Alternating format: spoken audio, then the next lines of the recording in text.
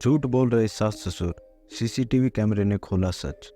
तो चलिए आज हम बात करते हैं हर्षिता अग्रवाल के बारे में, कैसे उनकी मौत हुई।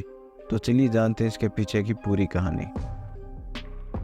धागा कारोबारी की 28 साल की पत्नी हर्षिता अग्रवाल की मौत को दुर्घटना करार देने के प्रयास में जुटे सास ससुर की झूठ की पोल सीसीटीवी फुटेज खोल रहे हैं। अपार्टमेंट की 7वीं मंजिल से गिरकर हर्षिता की मौत के बाद उसकी सास के रवैये ने हकीकत को उजागर कर दिया।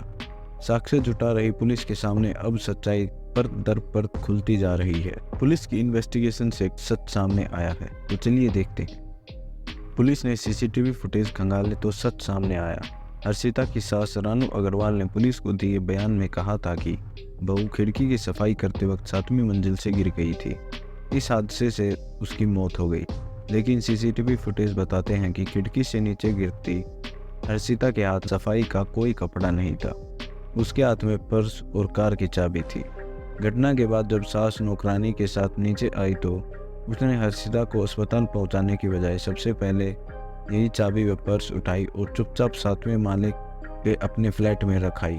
3 मिनट बाद वहां से लौटी भी तो करीब 12 मिनट तक गैलरी में इधर उधर टहलती रही। बाद में जब बेटा लौटा तो धाड़ मारकर रोना शुरू कर दिया। एल्डोर्डो अपार्टमेंट में धागा कारोबारी उत्कर्ष अग्रवाल की पत्नी हर्षिता की मौत की जांच करने सीईओ मंगलवार को यहां पहुंचे और अपार्टमेंट में लगे कैमरों की सीसीटीवी फुटेज से कुछ हिस्से ही देखकर लौट गए। फुटेज इतना पुष्टि तो करते हैं कि हर्षिता की मौत कोई हादसा नहीं थी। दहेज हत्या के इल्जाम में जेल पहुंचा पति व सास ससुर खुद को बचाने के लिए झूठ पर झूठ बोल रहे थे।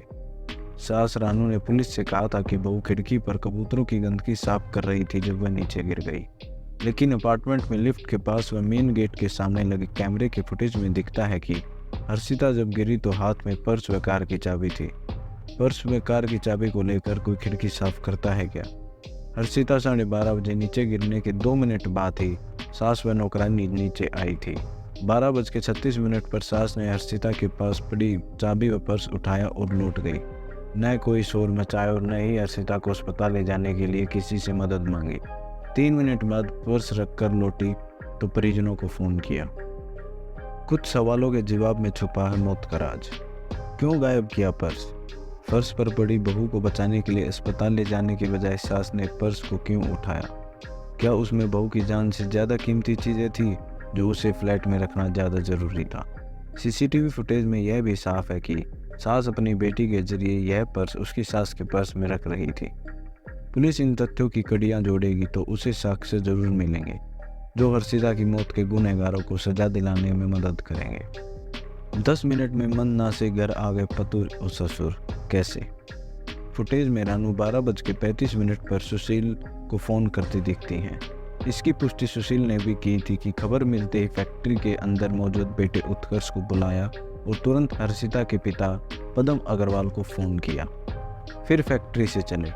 पद्म अग्रवाल के मुताबिक उन्हें 12:43 पर सुशील ने फ़ोन किया था, पर फुटेज में 12:53 पर सुशील व उत्कर्ष अपार्टमेंट पहुंचते दिखते हैं। हर्षिता के परिजन सवाल करते हैं कि मंदना से अपार्टमेंट तक सिर्फ 10 मिनट में कैसे पहुंचा जा सकता है। हर्षिता की मौत में नौकरानी व दोस्तों की भूमिका भी सस्पिशियस है। नौकरानी शकुंतला व आरोपियों के करीबी दोस्त भी शक के घेरे में हैं। नौकरानी ने कहा था कि वह घटना के काफ़ी देर बाद नीचे गई थी, जबकि फुटेज में घटना के तुरंत बाद 12:32 पर सास रानू के साथ लिफ्ट से उतरती दिख रही हैं। एक शख्स के चुप कराने पर वह ज़्यादा बोल भी नहीं रही।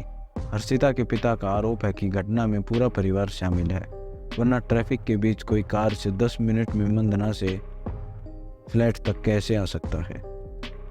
अब पिता ने इस कत्ल में ननंद और नंदोई को बताया है निर्दोष। बहन गीतिका बताती हैं कि हर्षिता की सास सुबह 9 बजे भी अपार्टमेंट के नीचे टहलती दिख रही थी, जबकि पुलिस के बयानों में यह कहा कि वह दोपहर से पहले नीचे नहीं गई।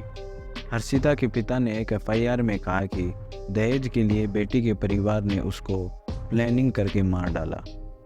आरोप है कि 25 लाख रुपए नहीं देने पर ऐसा किया गया। हालांकि सोमवार को दिए बयान में पिता ने ननंद और नंदोइयों को निर्दोष बता दिया है। मैं आशा करता हूँ आपको हमारी वीडियो पसंद आई होगी। ऐसी वीडियो देखते रहने के लिए प्लीज़ हमारे चैनल को सब्सक्राइब करें।